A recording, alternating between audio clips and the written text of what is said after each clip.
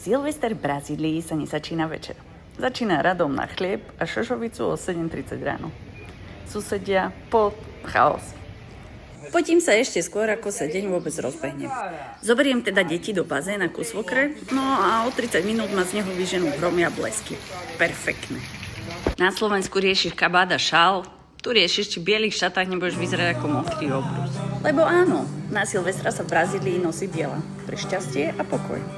Ja by som ocenila viac času na seba. Dnes nebudú žiadne rezne, ani obkladané chlebíčky, ale grillované brazílske stejky, lebo pri vypražaní rezňov by som v tomto teplo asi odpalila rovno do oleja. O polnoci sa skáče 7 vln pre šťastie, lenže deti spia. Takže namiesto 7 vln na pláži skáčem 7 mlák po daždi v garáži. Po lejaku začne naša rieka okolí smrdieť. A ja viem, čo príde. Vypnú vodu. Môžete mať doma aj 6 záchodov, ale bez vody sú vám úplne zbytočné.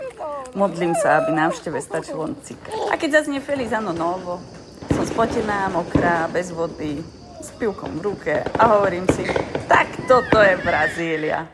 Chaotická, horúca, občas smradľavá, ale stále lepšie ako mraz. A hlavne sme spolu. A to stačí. Šťastný nový rok.